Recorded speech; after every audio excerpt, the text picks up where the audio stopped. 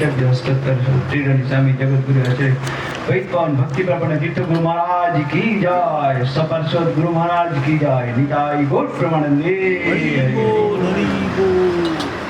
वंदेऽहं श्रीगुरु श्रीयुत पद कमलं श्रीगुरून् वैष्णवांश्च श्रीरूपं साग्रजातं सहगण रघुनाथान्वितं तं सजीवं साद्वैतं सावधूतं परिजन सहितं कृष्ण चैतन्य देवं श्री राधा कृष्ण पादान सहगण ललिता श्री विशाखान्वितांश्च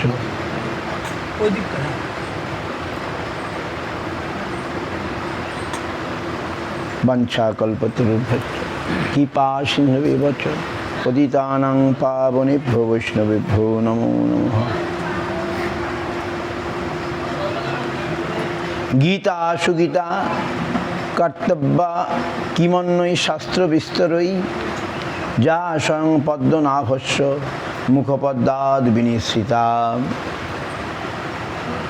যেহেতু ভগবদ্গীতার বাণী স্বয়ং পরম পুরুষোত্তম ভগবানের মুখনিসৃত বাণী, তাই এই গ্রন্থ পাঠ করলে আর অন্য কোনো বৈদিক সাহিত্য পড়ার দরকার হয় না।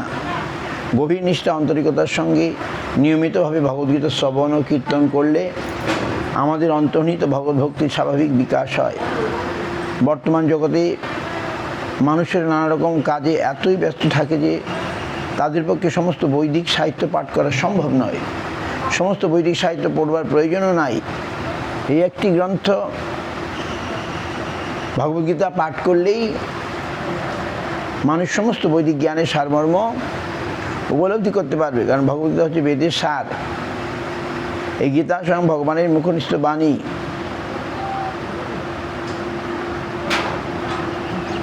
ভারতামৃতা সর্বস্বং বিষ্ণু ভক্তাদ বিনিশ্চিতম গীতা গঙ্গোদুকং পিত্তা পুনর্জন্ম ন বিদ্যতে সর্বোপনিষদ গাব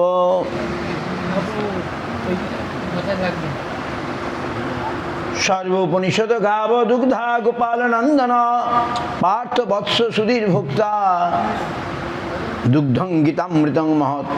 এই গীতা উপনিষদ ভগবদ্গীতার সমস্ত উপনিষদের সারাতি সার এবং তার ঠিক একটি গাভীর মতো। এবং রাখাল বালকরূপে প্রসিদ্ধ ভগবান শ্রীকৃষ্ণ এই গাভীকে দহন করেছেন। অর্জুন যেন গোবৎসের মতো এবং জ্ঞানীগুণী শুদ্ধ ভক্তেরাই ভগবদ্গীতা সেই অমৃতময় দুগ্ধ পান করে থাকেন। বুঝতে পারছেন?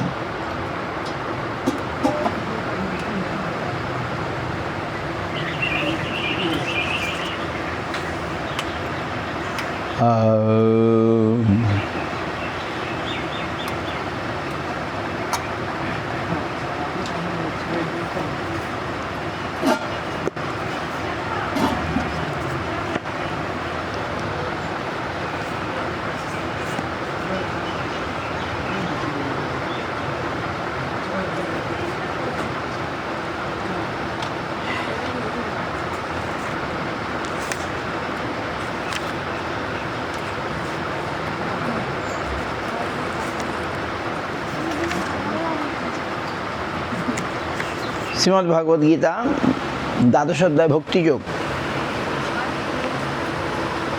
এবং শতযুক্তা মে ভক্তং পর্যুপাসতে যে চাপকর্ম অভক্তং থি সাংখ্যে যুগবিত্তমা।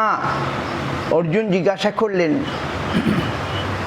এভাবেই নিরন্তর ভক্তিযুক্ত হয়ে যে সমস্ত ভক্তেরা যথাযথভাবে তোমার আরাধনা করেন এবং যারা ইন্দ্রিয়াতীত অব্যক্ত ব্রহ্মের উপাসনা করেন, তাদের মধ্যে কারা শ্রেষ্ঠ যোগী?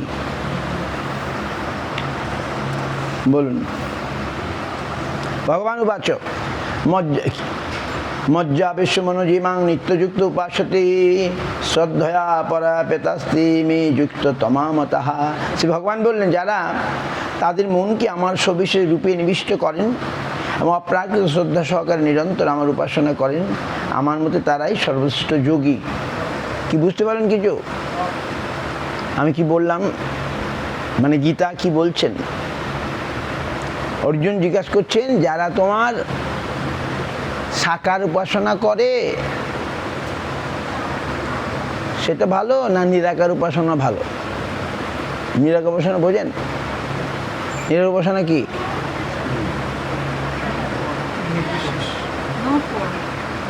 হ্যাঁ, ভগবানের কোনো আকার নেই, ভগবান নিরাকার। যেমন মুসলিমরা বলে, তারা কি বলে? আল্লাহ, আল্লাহর কোনো আকার নাই, বাস। খ্রিস্টানরা বলে গড, গডে কোনো আকার নেই। তো তারা নিরাকারে বিশ্বাসী, তারা সাকারের বিশ্বাসী নয়। আর এবার অর্জুন জিজ্ঞাসা করলেন কোনটা করব, তাহলে তোমার সাকার উপাসনা করব না নিরাকার উপাসনা করব? ভগবান বললেন সাকার উপাসনাটাই ভালো।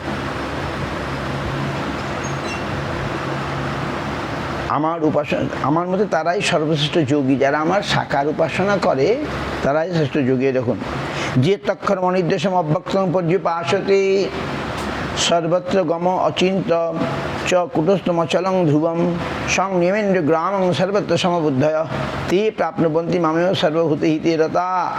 এবার বলছেন, যারা সমস্ত ইন্দ্রিয় সংযত করে সকলের প্রতি সমভাবাপন্ন হয়ে এবং সর্বভূতের কল্যাণে রত হয়ে আমার অক্ষর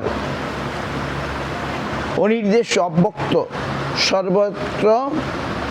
সর্বত্র অচিন্ত কুটস্থ অচল ধ্রুব নির্বিশেষ উপাসনা, তারা অবশ্যই আমাকেই প্রাপ্ত হন।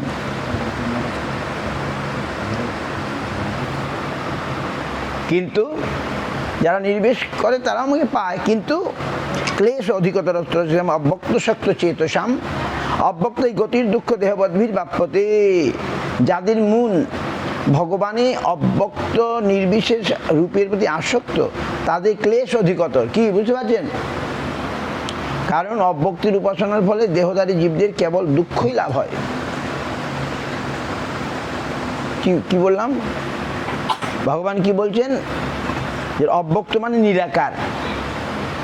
নিরাকার উপাসনাটা কঠিন।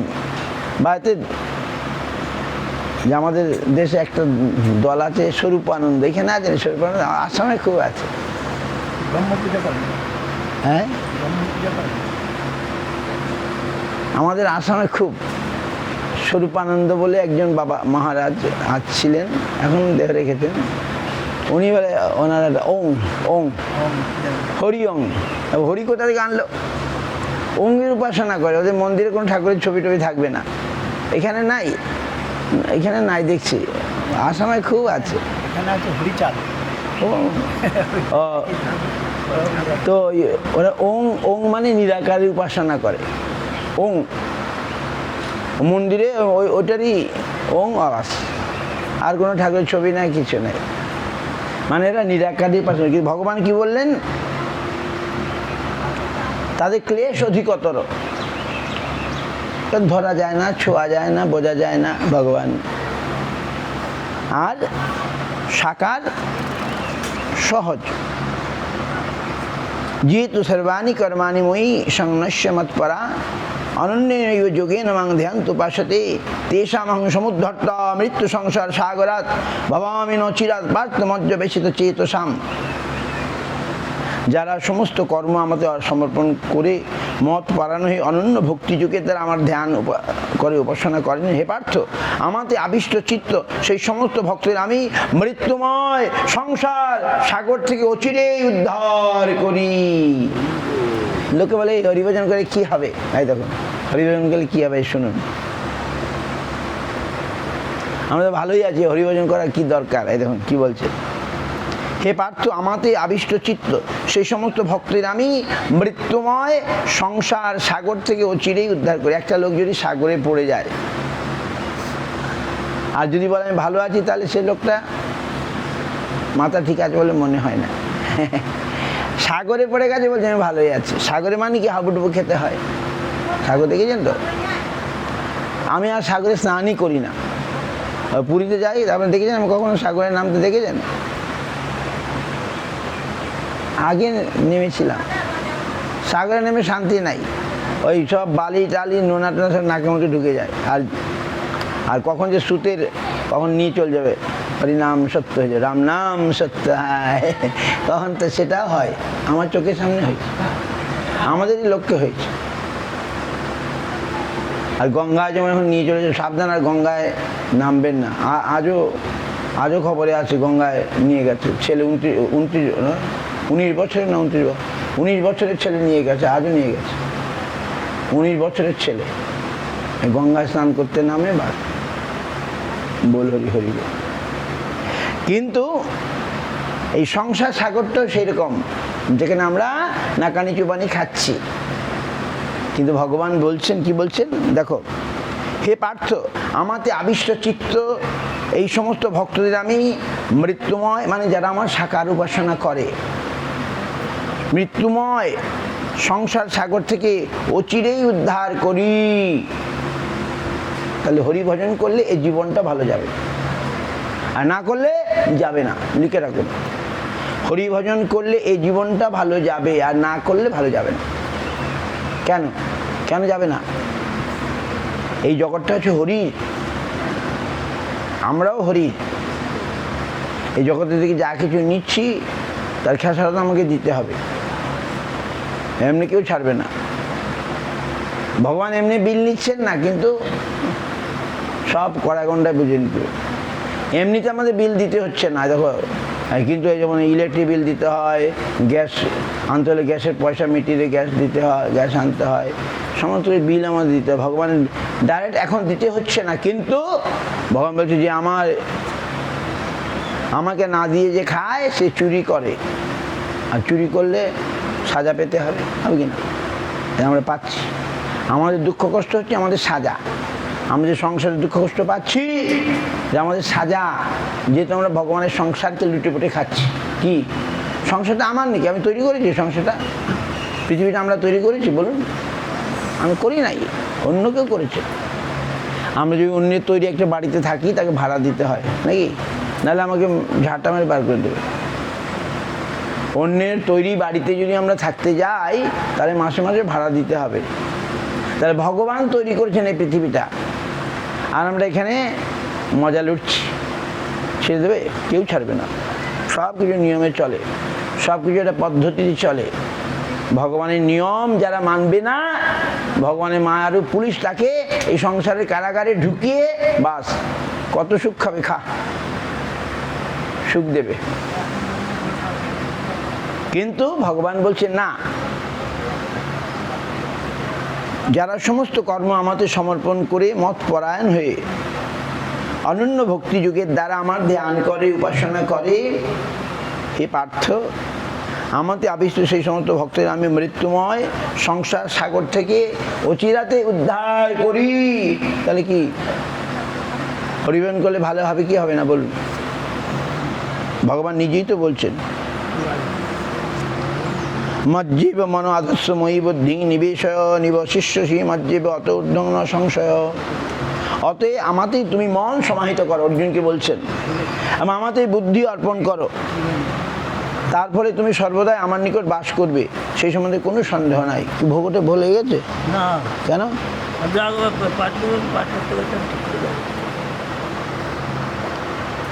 অতএব আমাতেই তুমি, ভগবান অর্জুনকে বলছেন না, আমাদের বলছেন। কি বলছেন শুনুন মন দিয়ে।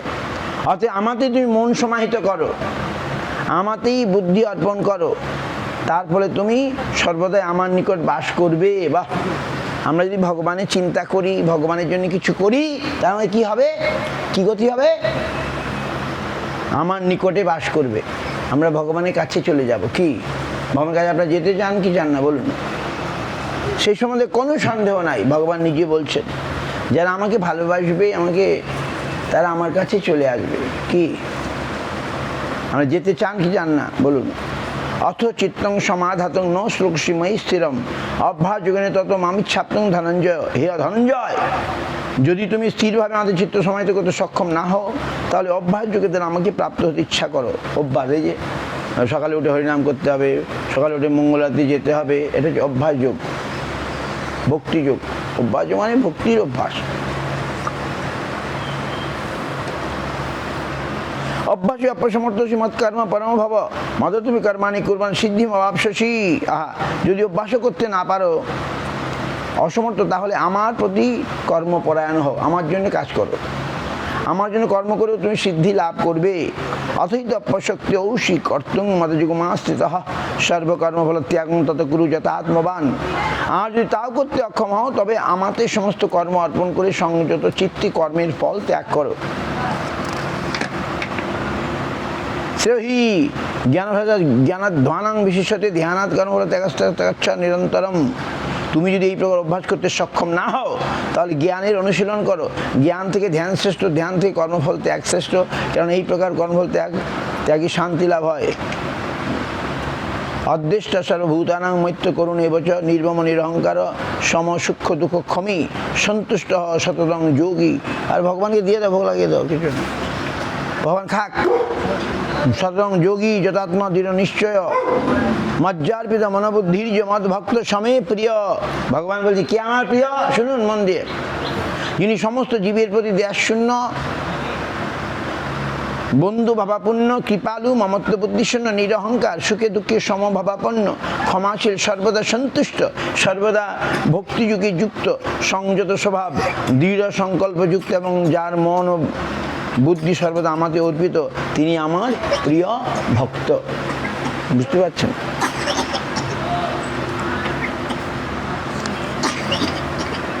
যস্মান্ন দ্বিজতে লোক লোকান্ন দ্বিজতে চ যহ হর্ষা আমর্ষ ভয়োদ্বেগৈর্মুক্ত য সচমে প্রিয়।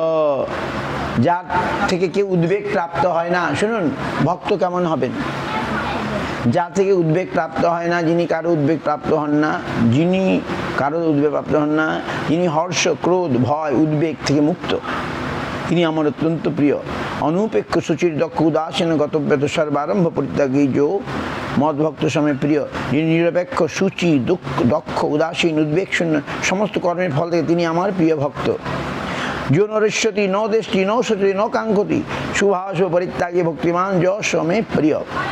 যিনি প্রিয় বস্তুর প্রাপ্তিতে হৃষ্ট হন না, অপ্রিয় বস্তুর প্রাপ্তিতে দেশ করেন না, যিনি প্রিয় বস্তুর বিয়োগে শোক করেন না, অপ্রাপ্ত ইষ্ট বস্তু আকাঙ্ক্ষা করেন না এবং শুভ অশুভ কর্ম পরিত্যাগ করেছেন এবং যিনি ভক্তিযুক্ত, তিনি আমার প্রিয় ভক্ত। সম শত্রু চ মিত্রে যথা মান উপমানয় শীতোষ্ণ সুখ দুঃখ সম সঙ্গ বিবর্জিত তুল্য নিন্দা তুতির মৌনী সন্তু যেন কেনচিত অনিকেত শিরমতির ভক্তি মান্মে প্রিয় নরহ। যিনি শত্রু মিত্রের প্রতি সমবুদ্ধি, যিনি সম্মানে অপমানে, শীতে গরমে, সুখে দুঃখে, নিন্দা স্তুতিতে সমভাবাপন্ন, যিনি কুসঙ্গ বর্জিত, সংযত বাক, যৎকিঞ্চিত লাভে সন্তুষ্ট, গৃহাসক্তি শূন্য এবং যিনি স্থির বুদ্ধি ও আমার প্রেমময়ী সেবায় যুক্ত, সেন ব্যক্তি আমার অত্যন্ত প্রিয়। যেহেতু ধর্মামৃতমিদং যথেষ্ট পর্যপাসতে সদ্য ধানামত পরমা ভক্তস্তে তীব তে মে প্রিয়।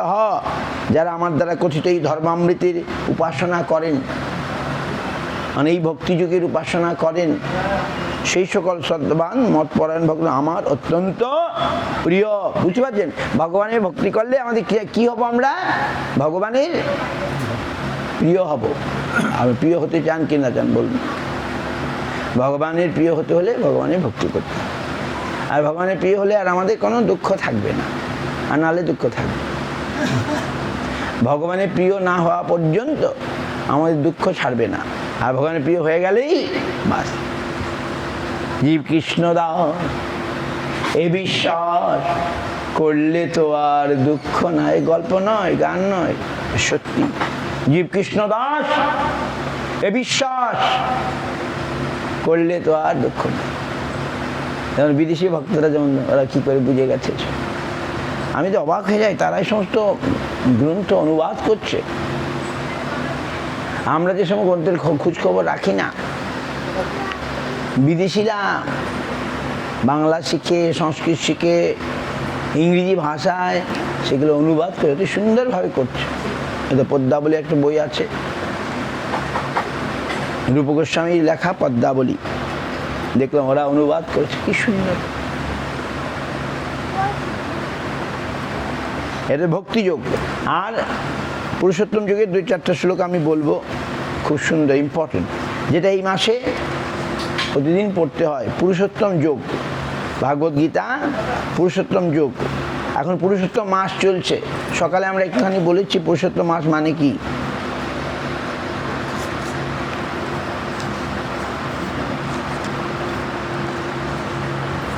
মামই বংশ জীবলোকে জীবভূত সনাতন মন ষষ্ঠানীন্দ্রিয়াণি প্রকৃতিস্থানী কর্মতি কর্ষতি। এই জগতে বদ্ধ জীবসম আমার সনাতন বিভিন্নাংশ। আমরা ভগবানের অংশ না, বিভিন্নাংশ। বিভিন্নাংশ মানে কি? জড় প্রকৃতি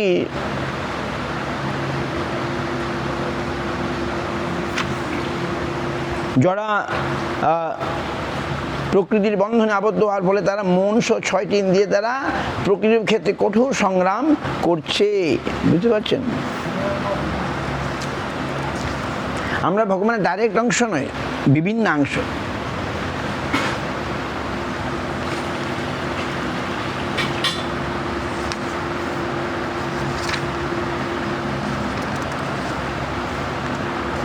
এই যে শ্লোকটা ভেরি ইম্পর্টেন্ট। সর্বস্ব চাহং হৃদি সন্নিবিষ্ট মত্ত স্মৃতির জ্ঞানম অপনঞ্চ বেদশ্চ সর্বৈরহমেব বেদ্য বেদান্ত কৃত বেদ বিদেব চাহম। ইম্পর্টেন্ট শ্লোক, ভেরি ইম্পর্টেন্ট শ্লোক। কি বলছেন? আমি সমস্ত জীবের হৃদয়ে অবস্থিত এবং আমার থেকেই স্মৃতি জ্ঞান ও বিলোপ হয়। বাহ! আমি সমস্ত বেদের জ্ঞাতব্য, আমি বেদান্ত কর্তা, বেদবিদ। কৃষ্ণ নিজে বলছেন। বলুন, আমরা এদিক ওদিক ঘুরে কি লাভ? কৃষ্ণ স্বয়ং ভগবান, তার আরাধনা করতে হবে। আমরা পাগলের মতো এদিকে ওদিকে ঘুরে মরছি। কৃষ্ণ যেখানে গীতার মধ্যে নিজেই নিজের কথা এত সুন্দর বলে দিলেন, তার আর ঘোরার কি দরকার? যারা অল্প বুদ্ধি তারা অযথায় পরিশ্রম করছে। ভগবানই সব। তার থেকে আমাদের স্মৃতি হয়, জ্ঞান হয়, আবার অপনঞ্চ মানে বিলোপ হয়ে যায়। তাহলে তিনি তো সব। তো তাকে আমাদের আশ্রয় করতে হবে। ইতি গুহ্যতমং শাস্ত্রমিদমুক্তং মায়ানঘ এতদ্বুদ্ধা বুদ্ধিমান স্যাৎ কৃত কৃতশ্চ ভারত। এ নিষ্পাপ অর্জুন, ভারত, এইভাবে সবচেয়ে গোপনীয় শাস্ত্র আমি তোমার কাছে প্রকাশ করলাম। যিনি এই তত্ত্ব অবগত হয়েছেন তিনি প্রকৃত বুদ্ধিমান ও কৃতার্থ হন। বুঝতে পারছেন? তিনি সুতরাং গীতা, আমি যখন পূর্বাশ্রমে বাড়িতে থাকতাম তখন এই একটু একটু পড়তাম এগুলো। এরপরে আর পড়া হয় নাই। গীতা পড়লে ভালো এই মনে করে গীতা পড়তাম। গীতা আমাদের সাহায্য করেছে। গীতার জন্যে আমি আসতে পেরেছি। এই গীতার ভক্তিযোগ প্রতিদিন পড়া দরকার আমাদের, প্রতিদিন। গীতা যে ভক্তিযোগ পড়লাম মাত্র 20টা শ্লোক, ভগবানের বাণী, ডাইরেক্ট বাণী, সমস্ত এই সুন্দর। গীতা জ্ঞান হলে পরে আমরা অনায়াসে এই সংসার সমুদ্র থেকে পরিত্রাণ পেয়ে যাব। বুঝতে পারছেন? ভগবান ডাইরেক্টলি আমাদের বলছেন, এসো আমার সব কিছু ছেড়ে আমার শরণাগত হও। আর শরণাগত হলেই বাস। যা সকালে বললাম, এই পুরুষোত্তম মাসকে বলে মল মাস। প্রতি 3 বছর অন্তর এই মাসটা আসে, অধিমাস, 1 মাস বেড়ে যায়। তো আর মল মাস মানে অশুদ্ধ মাস লোকে বলে। তাই মল মাস অত্যন্ত দুঃখিত হয়ে, এর বই আছে, বইটা নিয়ে এসি, আমরা পড়ার সময় নাই, কারণ ভোগ আরতি কীর্তন করতে হবে।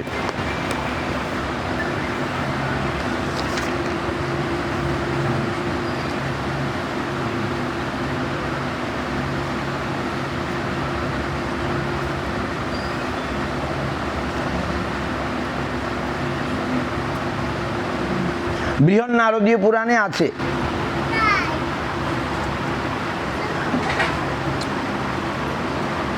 দ্বাদশ মাসের আধিপত্য ও আপনার অপমান বিচার করিয়া অধিমাস বহু কষ্টে বৈকুণ্ঠে মন্টুর নিজ দুঃখ নারায়ণকে জানাইয়াছিলেন। বৈকুণ্ঠপতি কৃপা করিয়া অধিমাসকে সঙ্গে লইয়া গোলকে শ্রীকৃষ্ণের নিকট উপস্থিত হইলেন। শ্রীকৃষ্ণ মলমাসের আরতি শ্রবণপূর্বক দয়াদ্রহে বলিলেন। কৃষ্ণ কহিলেন, হে রমাপতি। হ্যাঁ, ওই বললাম নারায়ণ তাকে নিয়ে কৃষ্ণের কাছে গোলকে চলে গেলেন। তখন কৃষ্ণ কি বললেন, হে রমাপতি, আমি যেরূপ এই জগতে পুরুষোত্তম বলে বিখ্যাত, এই অধিমাসে তদ্রূপ লোকে প্রশ্ন বলে বিখ্যাত হইবে। কেন কেন কৃষ্ণ এত সদয় হলেন? গুরু মহারাজ very nicely mention it in is that article. অধিমাস গেল, গিয়ে তার দুঃখ নিবেদন করলো, কিন্তু তিনি চট করে কেন এত সদয় হয়ে গেলেন? গুরু মহারাজ বললেন, না, সে গিয়ে ভগবানের শরণাগত হলো। বুঝতে পারছেন? সে শুধু গেল না, গিয়ে শরণাগতম, আমি তোমার তাং প্রপন্নম সাদিস্তাহ, আমি তাঁর অর্জুনও যেমন বলেছিলেন আমি তোমার প্রপন্ন হলাম, শরণাগত হলাম, বাস। তখন ভগবান তাকে সুন্দর সুন্দর উপদেশ দিলেন। শরণাগত না হলে এটা হতো না আর কি। এই মাস শরণাগত হয়ে গেল। আর ভগবান শরণাগতকে, যেমন আমাদের শিশুকে আমরা কেন ভালোবাসি বলুন দেখি? বড় ছেলেকে অত ভালোবাসি নাকি? শিশুকে ভালোবাসি কেন বলুন? শিশু শরণাগত, মায়ের শরণাগত। বড় হয়ে গেলে আর শরণাগত নেই, কারণ নিজের ইয়েতে চলে।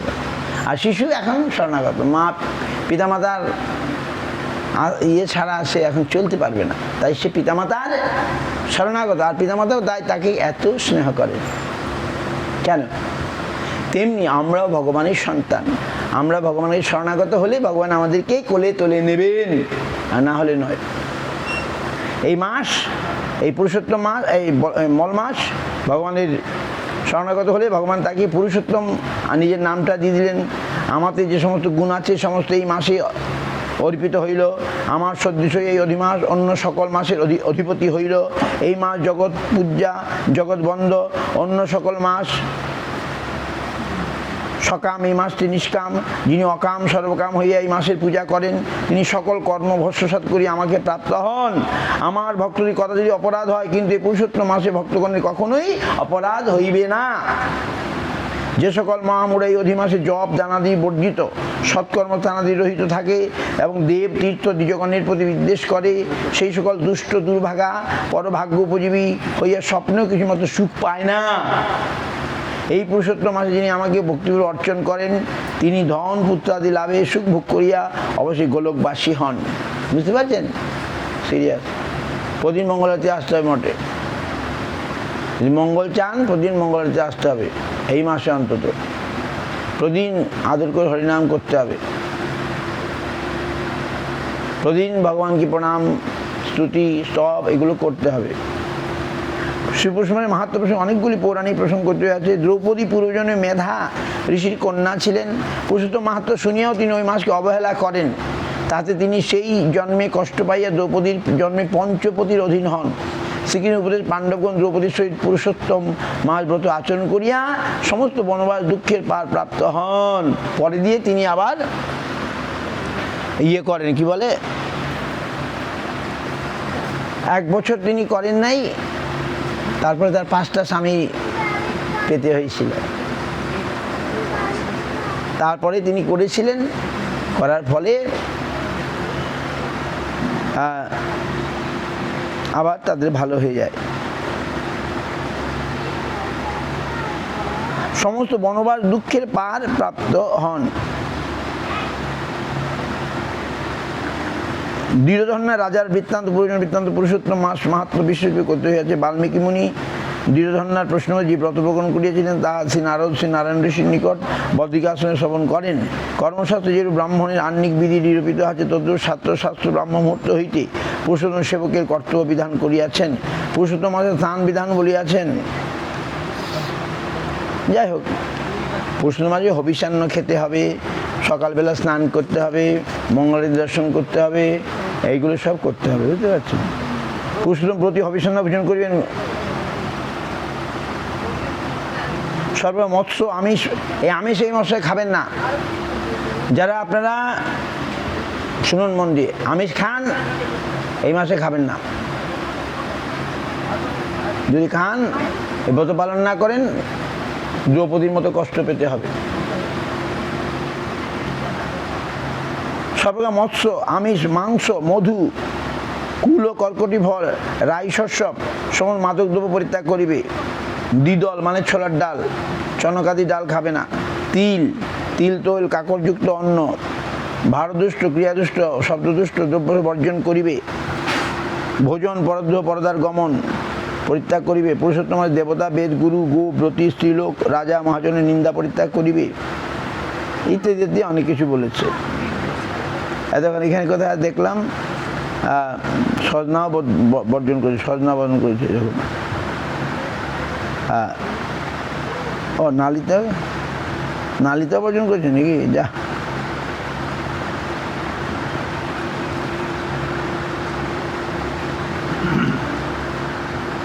পুরুষোত্তম মাস গাজর নালিতা কেমুক নামক মূলক সাজনা, এই দেখো সাজনা, এই সমস্ত বর্জন করিবে। পুরুষোত্তম মাস বিগত হইল ওই বর্জ্য দ্রব্য ব্রাহ্মণকে দিয়ে ভক্ষণ করিবে। পুরুষোত্তম মাসে ভক্তি শ্রীমদ ভাগবত গ্রন্থ শ্রবণ করিবে। ভাগবত শ্রবণে পূর্ণ বিধাতাও বলিতে পারে না, ভক্তগণ শালগ্রামশীলে অর্চন করিবেন। বৈভব থাকিলে ঘৃত প্রদীপ নতুবা তিল প্রদীপ দেওয়া বিধ। হে মণিগ্রীব, তোমরা বনবাসে ঘৃত তেল তৈল পাওয়া যাইবে না, তুমি ইক্ষুদি তৈলে দীপদান করো। ইঙ্গুদি তেল। অষ্টাঙ্গ যোগ ব্রহ্মজ্ঞান সাংখ্য জ্ঞান সমস্ত তান্ত্রিককে পুরুষোত্তম মাসে দীপদানে ষোড়শী কলতুল্য হন। দীপদান করতে হবে সন্ধ্যাবেলা। আর কি প্রণাম মন্ত্র কি? দেব দেব নমস্তুভং পুরাণ পুরুষোত্তম গৃহানার্ঘ মায়া দত্তং রাধয়া সহিত হরি বন্দে নবঘনশ্যামং দিবুজং মুরলীধরম পীতাম্বরধরং দেবং সরাধং পুরুষোত্তমম। বুঝতে পারছেন?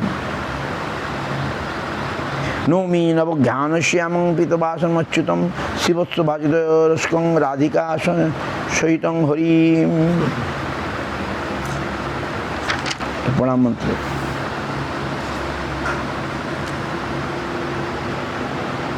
এই হচ্ছে পুরুষোত্তম মাস। আমাদের এই পুরুষোত্তম মাস ভাগ্য ফলে আমরা পেয়েছি। এই পুরুষোত্তম মাসে আমরা ভগবানের মনোনিবেশটা বেশি করে করতে হবে, বাস করলে বেশি ফল পেয়ে যাবেন। ওই যে বললেন গোলকে চলে যেতে পারবে, কৃষ্ণলোক প্রাপ্তি হয়ে যাবে।